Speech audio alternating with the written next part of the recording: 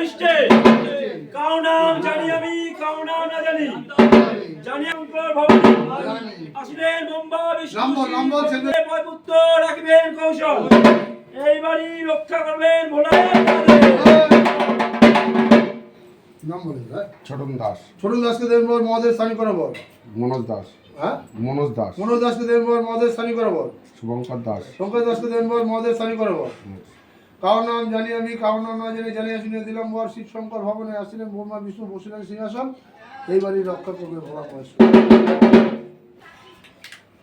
রক্ষা